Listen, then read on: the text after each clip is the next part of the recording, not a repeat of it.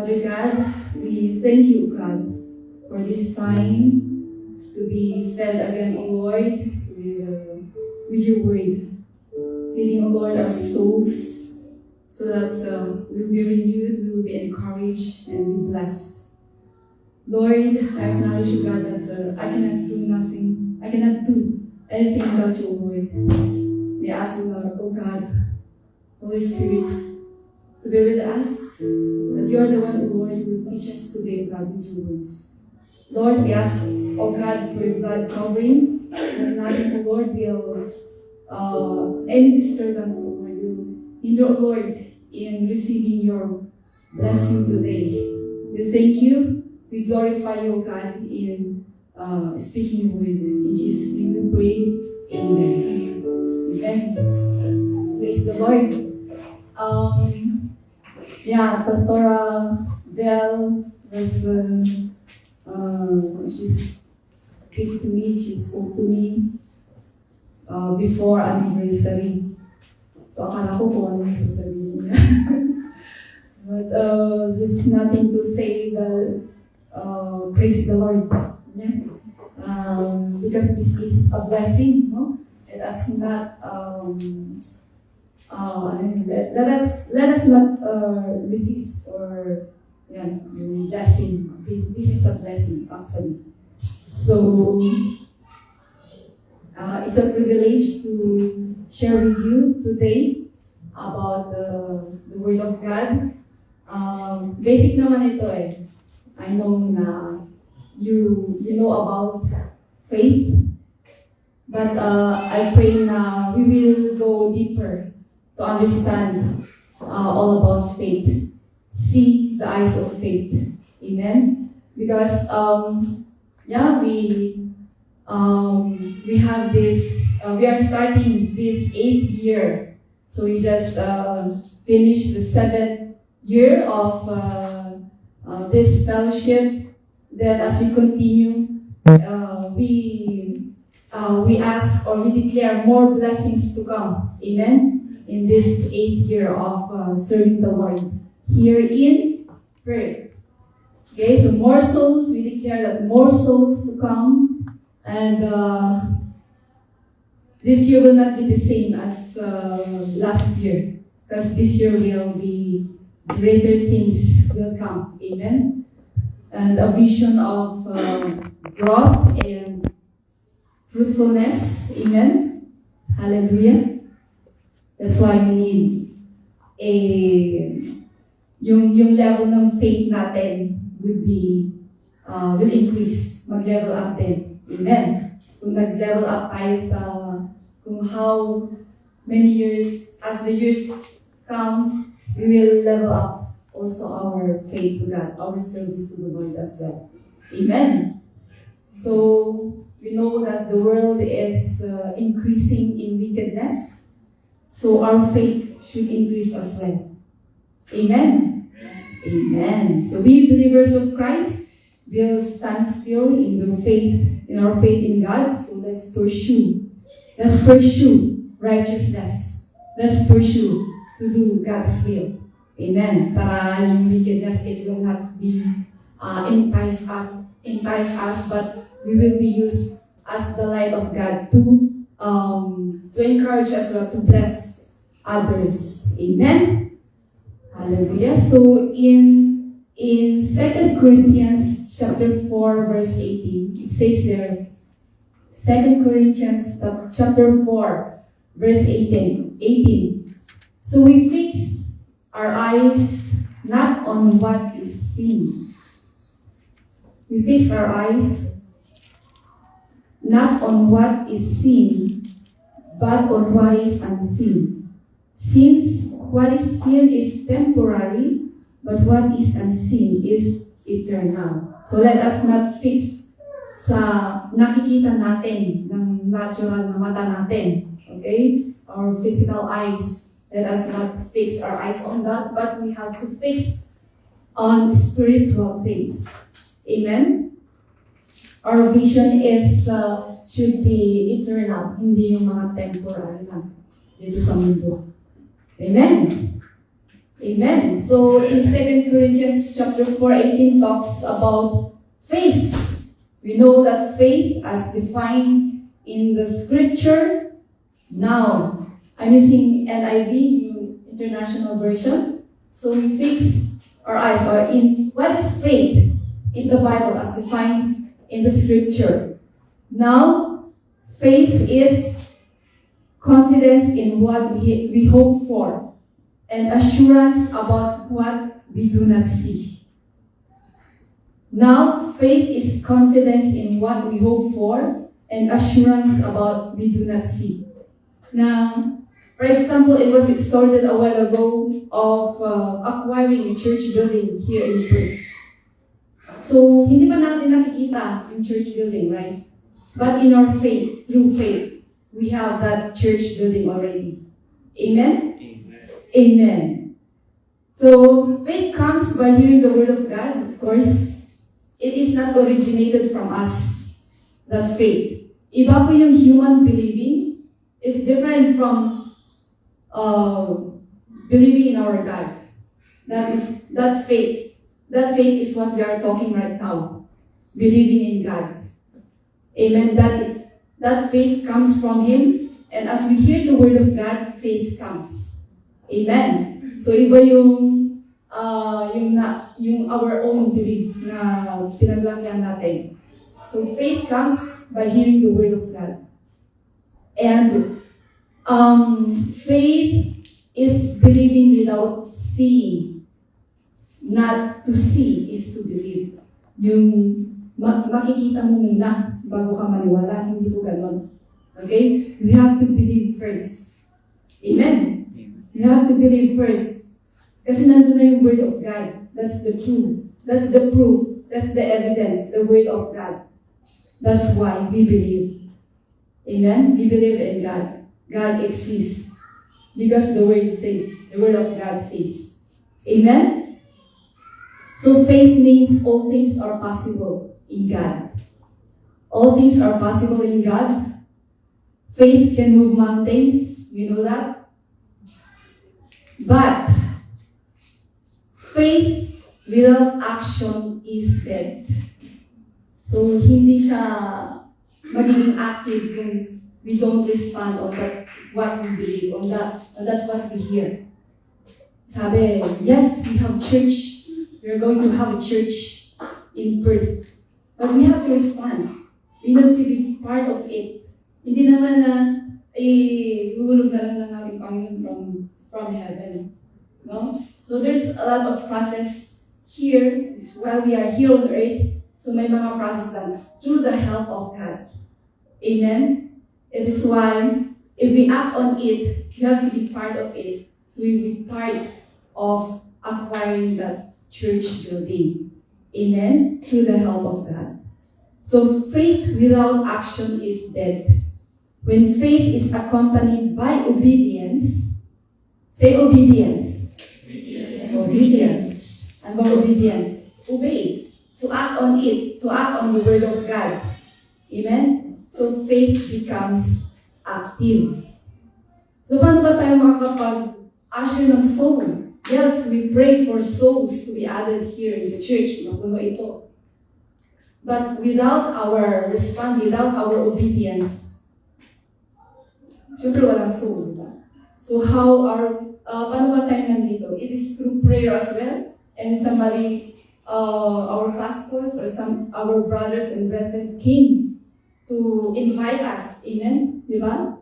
It is through our actions as well. That's why we are here. Amen? So it's through our obedience. Faith is being active. Without obedience, faith is dead. Amen? Sabi sa James chapter 2, faith without action is dead. Okay? So what God wants from us? Faith. Great faith. Because kaya na nandito tayo, makanta. We are hearing the word of God.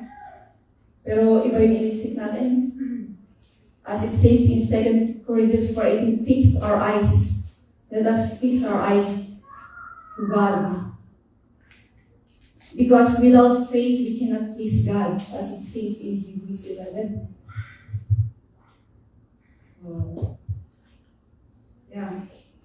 Everything that we do without faith, without faith, in verse chapter 11, verse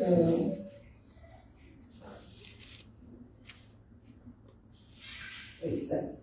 We cannot please God without faith, as it says there. Amen. Verse 6, thank you. Yeah. And without faith, it is impossible to please God. Because anyone who comes to Him must believe that He exists and that He rewards those who earnestly seek Him. Amen.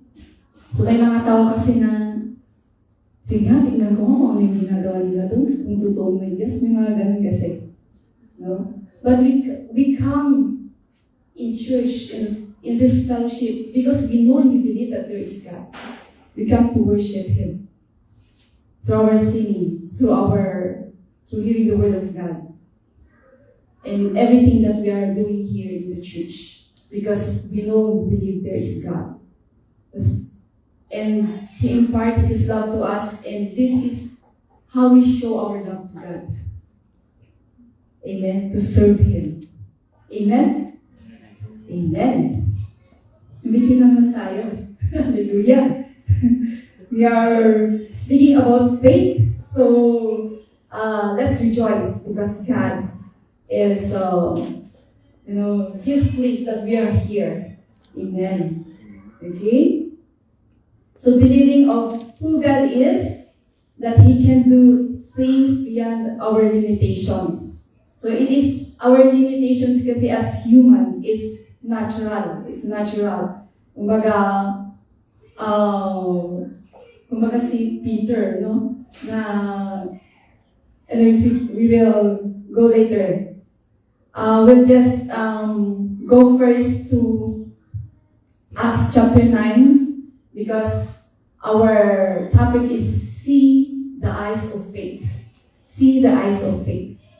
You know Saul, na naging Paul, that was Saul is the greatest persecutor in his time, no? He put to death yung mga believers in Christ during his time. Siya yung leader or siya yung number one na kumbaga siya yung although may mga kasama siya, no? Siguro, but in his time kumbaga siya siguro yung top one na marami siyang napo-persecute na Christians. Okay? Until yung story in Acts chapter 9 when Saul was converted as a believer, when God called him to, he called Saul, why are you persecuting me? Okay? Why are you persecuting me? Let's go to verse 17. Acts chapter 9, verse 17. How God removed the scales in his eyes, yung spiritual skill, yung spiritual blindness ni Saul.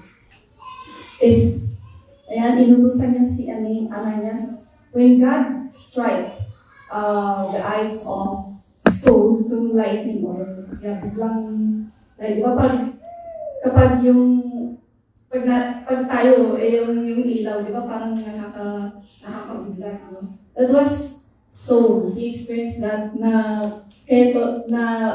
literally na nabulag siya. Okay? Until Saul na dinala siya dun sa isang bahay and God sent Ananias to pray for Saul.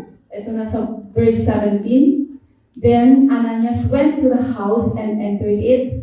Placing his hands on Saul, he said, "Brother Saul, the Lord Jesus, who appeared to you on the road as you were coming here, has sent me so that you may see again and be filled with the Holy Spirit." continue.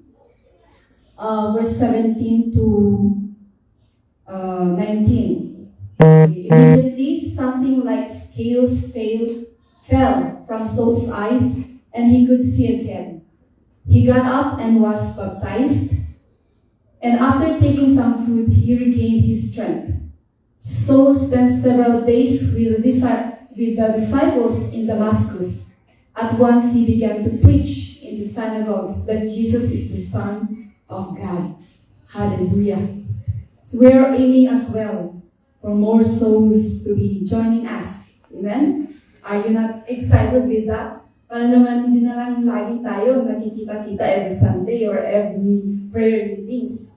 We want also more souls to be added into our fellowship. Amen. And of course, in heaven. Hindi lang sa fellowship, but of course, in heaven. Amen? So that, yung that spiritual blind of Saul, his name as well was changed into Paul. So siya yung sikat na proclaiming Jesus Christ as Lord and Savior. So Paul was spiritually blind. You know, he knows the scripture, no? Before pa siya na-convert. He knows the scripture kasi his work is parang lawyer, no? He knows the law of law in the scripture. So, kaya na alam niya yun, pero pinapersecute niya yung mga Christians, no? And that is spiritual blindness until God called him, and then he believed, he accepted Jesus Christ as his Lord and Savior. He received, he was filled by the Holy Spirit, and that's the time that after how many days, if you continue the story, you know, Saul spent several days with the disciples in Damascus until he began to preach as well about the Lord Jesus Christ. So we need, siguro sa atin, yeah, we know we are here, maybe we are open, you know, our eyes in faith is open, but is it 100% ba? Yan, lahat ba na isurrender sa Panginoon? No?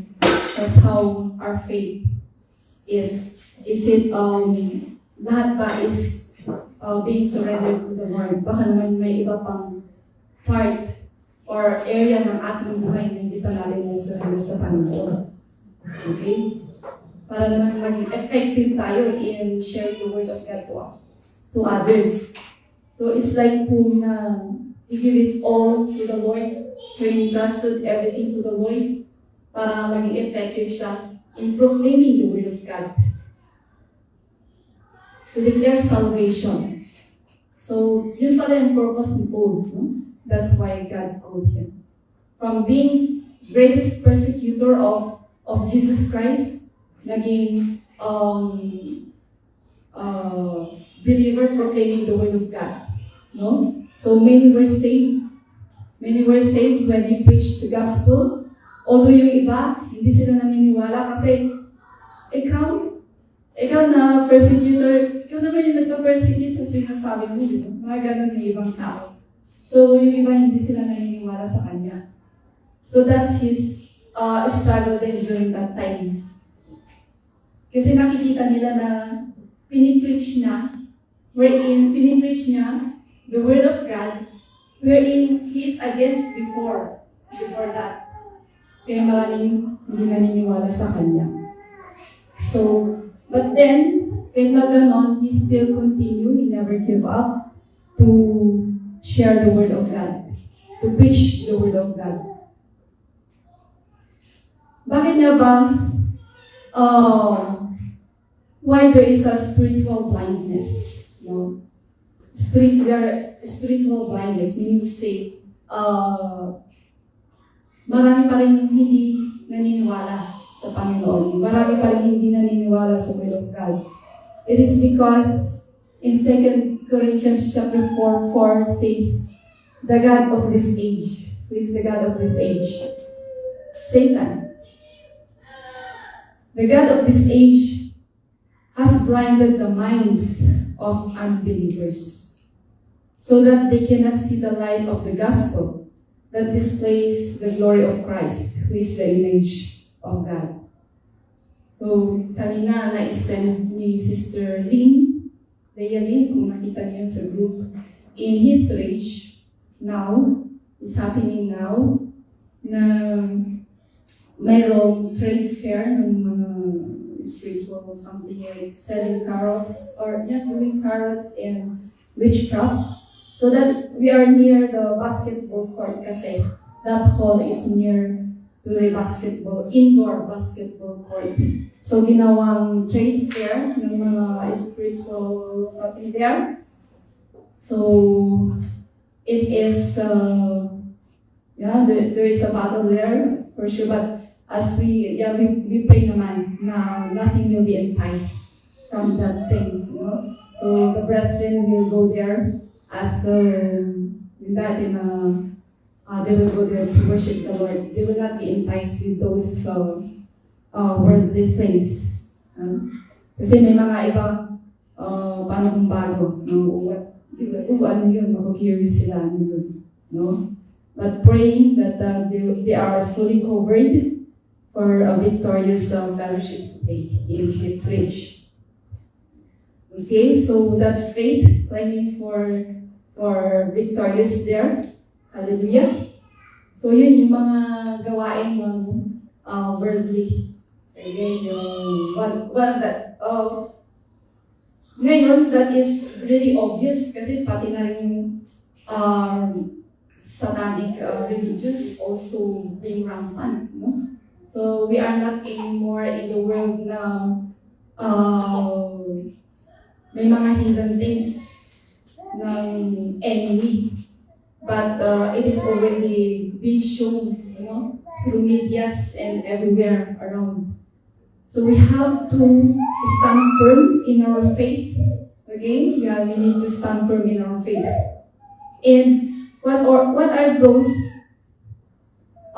spiritual blindness? Okay, what are the things that blind the eyes of people from faith to God? Kasi when we are spiritually blinded, it affects our service to God as well. No? Sabi nga kanina, di ba? We cannot please God without faith. Kaya na ginagawa natin yun, but without faith, it doesn't work it for the Lord. So there's one thing here, I can share three things, but I think there's a lot. But these are in general things that blinds the eyes of people from faith to God. First is pride. Si Saul, ma-pride siya. Meron siya kasing position to do that persecuting Christians. So where does pride came from? From Satan. Diba? Dun sa Isaiah 14, sinabi niya sa kanyang sarili na you deserve, we'll read it. Isaiah chapter 14, verse 13 to 14. So be careful also to ourselves. 14, verse 13 to 14, sabi ni Satan, yung kanyang sinabi, sabi ni Lord para sa kanya, how you have fallen from heaven, morning star, son of dawn. This is verse 12. You have been cast down to the earth, you who once laid low the nations. You said in your heart, yan, sabi ni God kay Satan, it was Lucifer, no? His name was Lucifer in heaven. Sabi ni Lucifer, I will ascend to the heavens. I will raise my throne above the stars of God. I will sit enthroned on the mount of assembly, on the utmost heights of Mount Zephon. I will ascend above the tops of the clouds. I will make myself like the Most High. Grabe mo. That was, hindi naman niya sinabi in his mouth, but God sees from his heart. No? si Lucifer. Yun yung nasa kanyang puso na gusto niyang maging, he wants to be like the Most High, like God. But of course, God is only the Most High. Amen. He's the only sovereign God. He's the Alpha and Omega. He's the only one. God who is worthy of all our praise. Wala nang iba. Pero mayroong gustong umaga o pumantay sa Kanya, si Lucifer. So God sees His heart, and every one of us, God knows our heart. So we have to look at our hearts, that kind of pride, and hope na wala naman sa atin dito. Amen? So pride is a serious sin that shows in many ways. In many ways. Hindi lang yun. Because yung mga example kasi dito sa Bible, yung mga extreme example, no? Kung mga sa atin is, so there's a part of it. So one way is a person who knows everything. May mga ganun kasi, sinishare mo ng word, ay, alam ko na yan. Ganun sila. No?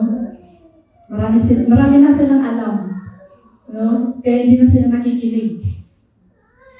That's why, kahit na turuan mo sila ng Word of God, there's no more room for wisdom for them, wisdom of God. There's no room for improvement for them. Ito pinag-usapan natin ang faith. It's a basic thing. I know that we have heard this one already. But is there any more room for it, for you to hear it again? Amen? Amen. So let's rebuke any pride in us. Amen. Because we want room for improvement. We want new opportunities. Amen. Meron din yung mga narinig nila yung salita ng Panginoon, but still they base it on facts. Yan, yung is there any proof na yung Red Sea, maraming napapakita sa media that, it is really true that the Red Sea has been parted. Ganun sila. No, it was written already in the Bible. Diba? Kaya hindi natin nakikita, but it shows through the Word of God what has happened already and what is going to happen in the future. Amen? The proof is in the Bible already. We don't need proof from anywhere.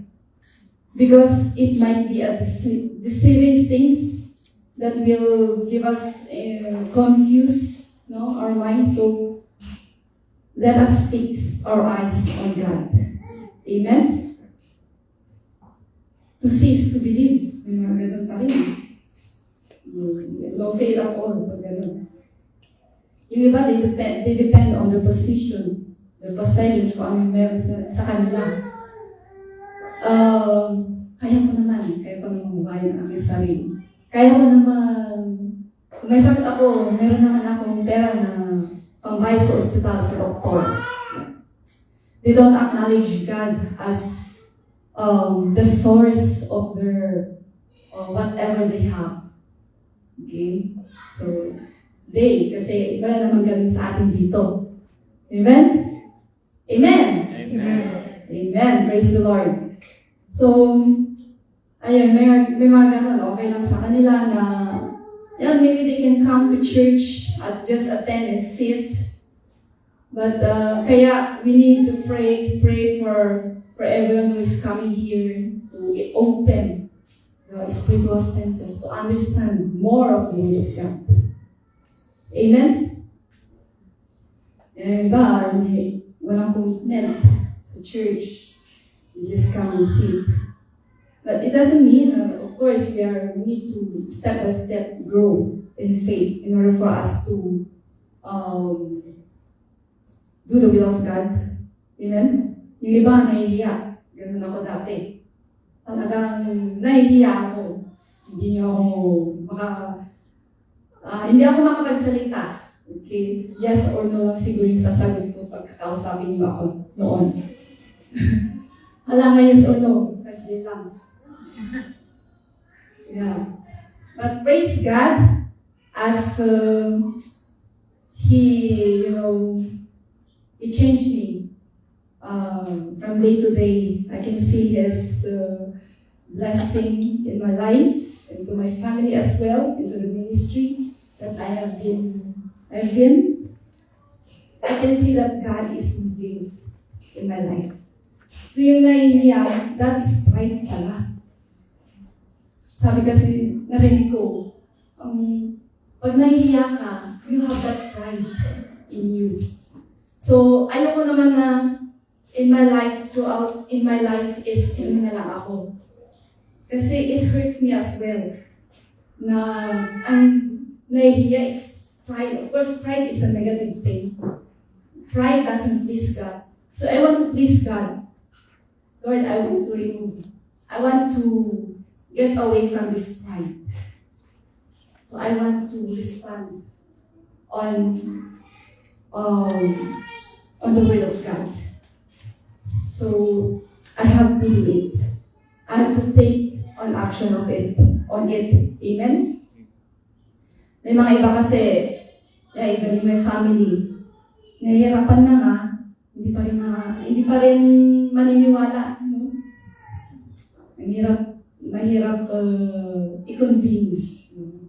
So we just, pag galing ako from abroad, I go for vacation. Sumasama sila. After Sundays, after 4 to Sundays, wala na sila. Just pag fresh lang na umuwi ka. Umuwi ako. After a while, hindi na sila sumasama. But anyway, that's part of challenge in life. That in God's perfect time, they will receive the blessing from God, salvation. Another pride is ego. Yung mga napag-usapan natin kanina, it's part of ego. About ego, it's about self, di ba? Self-worth, mga ganun. Meron akong cousin whose name is, or palayo is ego. Sabi ko, bakit ego yung kanyang palayo? Yung layo ng kanyang palayo. I forgot his real name. Ego kasi short of Igorot. Kasi yung father is Igorot, of course, may cousin in Tagalog, from Katagalugan yung nanay. So I asked the mother, bakit ego yung palayaw? Ego for Igorot. But that's part of what I'm sharing, yung ego. If you are Igorot, or of course, not only Igorot, no? I'm talking about ego, E-G-O. Okay, na it might strike our ego when somebody is, or to others, no? It might, alam niyo ba kasi yung mga Igorot, no? Ano ba yung kanila? Stand out nila is taraki. Yeah. Especially for guys. Of course, the girls as well. Taraki Igorot. They don't want to be down from that being taraki. So we Christians, if we are an Igorot, we have to use that being taraki for being a Christian, di ba? Amen? It doesn't strike our ego of being ego. Amen? Igorot. And of course, in other tribes, okay? Let's use kung ano man yung we are standing out, being positive. Let us use it for the glory of God. Amen? Amen. So that's pride. Let's remove all those. Next is, the best thing to do is be humble. Okay? Kahit marami tayong alam, marami na tayong naririnig, still, we have to open our hearts to have a teachable heart. Yeah. Have a teachable heart and believe. It says in Proverbs 11:2, when pride comes, then comes disgrace. Diba? Disgrasya. But with humility comes wisdom. Amen? So we ask for wisdom, but of course, with humility. So have total dependence to God kahit na marami na tayong ipon dyan. Hallelujah. But in the future, may mga citizen na. But still, have total dependence to God. Let's acknowledge the sovereignty of God. And let us acknowledge that we cannot do anything without God.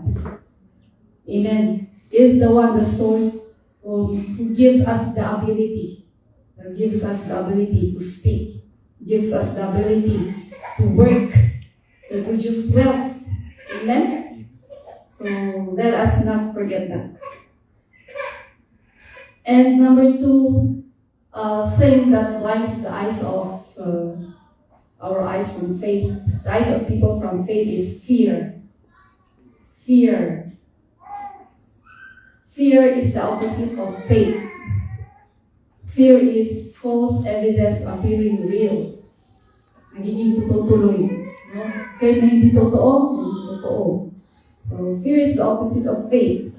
It paralyzes one into inactivity. Kasi if a person have fear, we fear about mistakes and failings, so we don't try. Yung isip natin na, baka magkamali ako, wag na lang. Ganon, no? Baka magkamali ako sa harap. Ayun ako. You should not think about that. We fear about what other people will think, so we end up of pleasing men instead of God. What we are pleasing now is God. God wants us to grow. God wants us to be matured and to become fruitful in His kingdom. Hindi yung tao ang piniplease natin. Amen? Amen. Hallelujah. There's a story in the Bible, in the Old Testament, when the Israelites is going to the promised land in Canaan.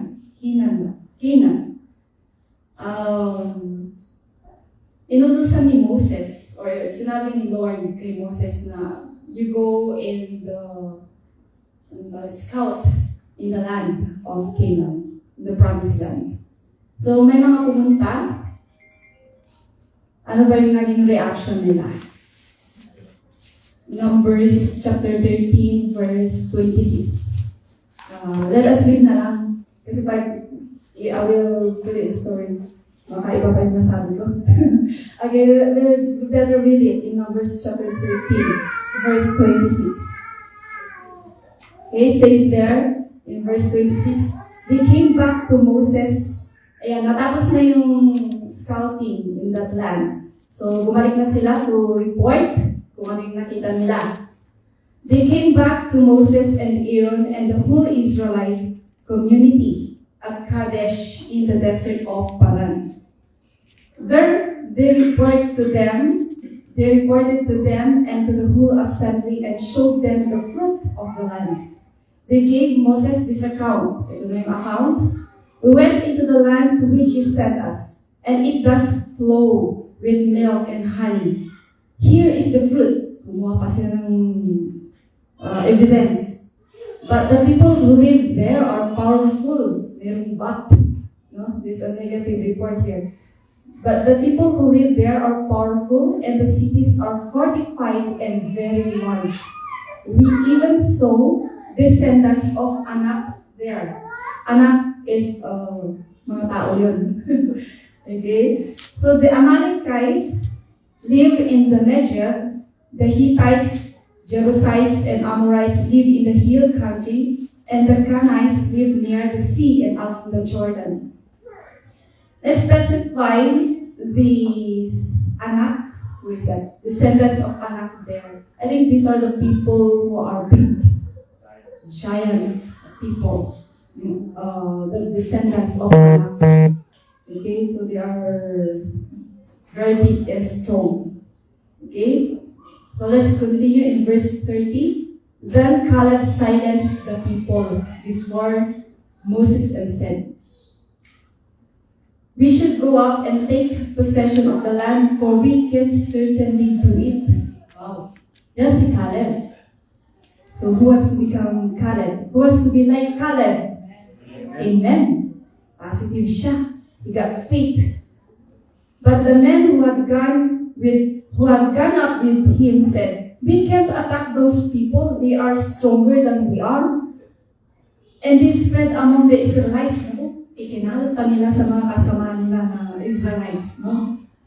They spread among the Israelites a bad report about the land they had explored. They said, "The land we explored devours those living in it. All the people we saw there are of great size. We saw the Nephilim there, and Nephilim, the descendants of Anak, come from the Nephilim." So they came from Nephilim.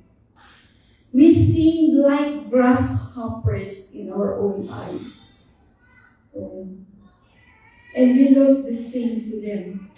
Naku, kung ganyan yung pagtingin. No way. Okay? God has called us for Him to be, that there's something great going, because you know how God breaks in. It is not through our natural strength or through our knowledge. Yung mga kasama ni Caleb. No? But Caleb is, he got faith. He got faith na, let's go. Let's go and conquer the land. Amen. So yung mga kasama niya, there's fear. Natakot lang sila sa nakita nila. But it is already promised by God that they will take that land. It is for them. So, faith, have faith. Buti na lang si Caleb and si Joshua. Have faith. So, mayroon pala pag lahat ay negative. Kailangan pa rin mayroong positive para ma-encourage yung mga kasamang negative. No? Amen. Yung mga faith, strong faith should share or encourage anyone who is, diba may mga time kasi na nawawalan ng faith, nawawalan ng yung trust sa Panginoon, kung ano yung mga circumstance sa buhay. Yeah, no? So, yung fear, nananaig yung takot, nananaig yung fear. But what God wants from us is fear of God. It's not fear on that circumstance. Amen. God wants us to have fear in the Lord, to revere Him, to revere His sovereignty, His, He can do all things. Amen. He can do possible things. Amen. What we do is, nandun na nga yung word of God.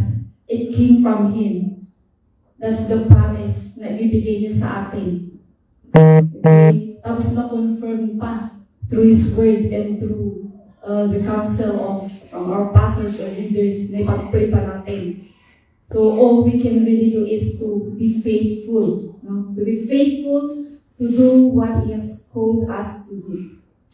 Using our gifts, talents, our resources na binigay niya sa atin in order to claim that church building. Amen? Hallelujah! So let's trust God and obey Him. Trust and obey. Hindi maghiwalay yun. Trust and obey. So let's give God our very best and let us give the results to Him. Yeah. Sabi niya sa 2 Timothy chapter 1 verse 7, if ano ba yung in 2 Timothy chapter 1 verse 7, okay, nabanggit niya dito, it's for the Spirit God gave us does not make us timid, but gives us power, love, and self-discipline. Another version, for God has not given us a spirit of fear, okay, but of power and love, and of a sound mind. Okay, spirit of fear or spirit of timid, wala sa amin yun. Amen? Amen? Kung nag-aayaw ka pa rin, or wait lang, huwag mo na pastor. Struggle is real. Hallelujah. Kaya, yes, Lord, that time. Amen. Amen. Yes, Lord. Sabihin natin, yes, Lord. Yes, Lord. Amen. Yeah. Power. Yeah, power. Yes, Lord. Hallelujah. Nag-struggle din yun. Because I experienced it. Alam niyo, hindi talaga ako makapunta sa harapan. But God is really pauntun na kanay. Ang music pauntun. Okay. And next is doubt. Oh, by the way, about fear. We are, as we move on as we go on in our service to God, let's make ourselves as well awana. Ano yung awana? A workman approved, not ashamed. A workman approved, not ashamed. Nasaan siya? 2 Timothy chapter 2, verse 15. A workman approved, not ashamed. Awana. Not ashamed. Amen. We are not ashamed to proclaim the word of God. Amen? Ako rin noon, actually. Hindi ako makapagsalita in sharing the word of God. So I make a note. I have to do it. Sabi ko, I have to do it for the Lord. Kasi we really need to share the word of God to others. So I was discipled sa Hong Kong. We learned how to share the word of God. Kung hindi namin kaya, that's why we need to learn more of the word of God. We have to meditate it. Para alam natin kung ano yung sinasabi natin sa iba. Lalo na sa mga unbelievers. Of course, we need to write it also kung hindi natin masabi in, we can read it to them. Diba? We can read it, our testimony, kung hindi natin kaya sabihin na impromptu. But of course, in sharing the word of God, we need to prepare it, di ba? Meron mga biglaan talaga, yung pag nakakasakay sa yung mga, doon kasi bus hindi car. Siguro naranasan natin, we ride in public transportation, di ba? That is a privilege as well to share the gospel of God. But hindi ko pa na-try dito. Anyways, we should always be prepared. Meron lagi tayong may baon na word of God in order to share, to bless others, in order for them to receive the Lord as their Lord, receive Jesus Christ as their Lord and Savior. Amen? Next is doubt. Ito yung double-minded, no? Ito si Peter. I mentioned a while ago, Peter, kasama na nga niya lagi si Jesus, no? Pero when they are in a boat, and then God saw Jesus Christ walking on the water, and then he asked God na gusto niya rin maglakad. Nangyari sa kanya, he experienced it. Pero anong nangyari sa kanya? Di ba, hindi na nalunod, but he starts sinking because he saw the wind and the waves. Natakot siya and he doubted. Meron ng harap na nga niya si Jesus Christ, no? Nag-doubt pa rin siya. In Matthew 14:31, ano sinabi ni Jesus Christ sa kanya? Matthew 14:31, immediately Jesus reached out his hand and caught him. You of little faith. He said, why did you doubt? Andito na nga ako, nag-doubt ka pa. Grabe pala yun. And, buti na lang, I was thankful because I was discipled in abroad about the Word of God. And when I came home, kumbaga naabutan ko yung family ko. They went to other families. other families na in different beliefs. Mahirap talaga pag sa isang bahay, magkakaibang beliefs. So, challenge doon. Kasama ka ba sa kanila? Hindi. We are family eh. But I stand in the Word of God. May sasabihin na nila, no, totoo. But I still need to confirm it in the Word of God. So, let's have to be strong in our faith. Kung ano yung na-receive natin na blessing, na-receive natin yung through Word of God, we have to stand on it. We don't allow doubt to enter into our minds. Let's see the eyes of faith. Kung yung mga uwi, you have to pray. Okay? Kung yung mga naabutan natin ng mga families or cousins. But I thank God, in our clan, that's the power of prayer. Having that faith as well, no? When we pray also, we include in our prayer, our plans. Alam mo yung, I'm so amazed na hindi ko in-expect that when there are, in my mother's side, of course, in my father's side, I know that we have faith in God with the same family. And in mother's side, talagang, igurot ka to pagan. They grow in pagan. I think that kasi there are some of them when we go to abroad. Wow, mamis ako. Praise the Lord. Nakikita ko sila sa same church, same family, believers in Christ. They are serving the Lord as well. So there is power in prayer. Praying our plan. We can mention them one by one. So that's faith. We want them to be saved. Let's pray for them. Yeah, maraming mga circumstances na nangyayari, but prayer is powerful. There is covering in our family. Amen. So let's see the eyes of faith as 7 years and counting and 8 years and counting here on earth. It's time to do great things for the Lord. We cannot be the same as last year than this coming year. We know greater things will come. We know that the Lord will help us. Amen. God said, I will never leave you nor forsake you.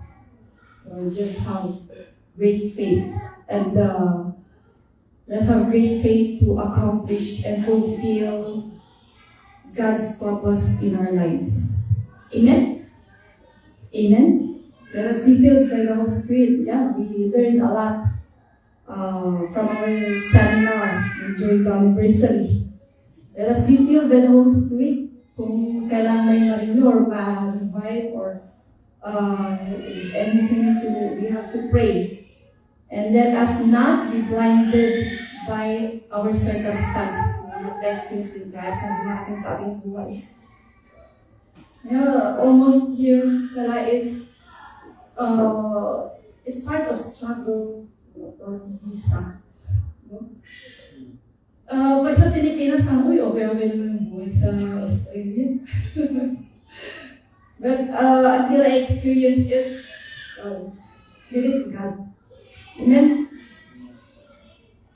Let us not be blinded in those circumstances. Let us just move on. Let us pursue on God what has been shown to us. Amen? So instead, ask God to open our spiritual eyes, as He did for Elijah's servant. Na hindi nakikita ng servant ni Elisha. Nakikita ni Elisha that there are millions and multitudes of angels. Ang nakikita ng servant ni Elisha is yung mga kalaban. No? ang daming kalaban. At sabi ni Elisha, Lord, open the eyes of my servant. God opened the eyes, so nakita niya. So the eyes, sabi niya doon, sa 2 Kings, nasa 2 Kings chapter 6 yun. So the eyes of faith are moved only by God's Spirit and His Word, not by what we see through our human eyes. Okay? It is by faith, by might, and by His power that we can do for God's glory. It is all for God's glory. Ito. Amen. It is not for us. Because we want to please God, let us fix our eyes on Jesus. Amen. Hebrews chapter 12, verse 2.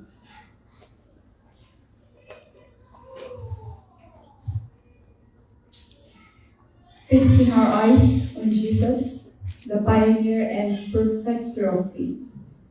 For the joy set before him, he endured the cross, scorning its shame, and sat down at the right hand of the throne of God. Okay? What we suffer does not compare to what Jesus suffered on the cross for us. Amen. Kung nahihirapan tayo, if we are struggling, look at the cross where Jesus was crucified. He suffered a lot there. Kung tayo, kapitin mo yun sa Kanya. Kaya nga ginawa na niya lahat para sa atin. So let's do also our part. Amen? Okay, conclusion. Praise the Lord. Tapos na. Hallelujah. But of course, it does not end here. Amen? It does not end here. It's still a part of it. Okay.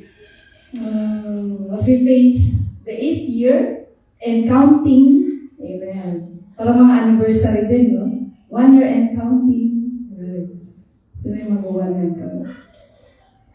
2 years and counting, mag-birthday. 8 year and counting. So, as we face this year of not giving up, meeting together here in Perth, until Jesus will take us into His dwelling place. Forever na to. Amen? Walang limitations para kay Lord. Hallelujah. I'll just give you the last encouragement to all of us in Isaiah chapter 40. Isaiah chapter 40, let's start from 28.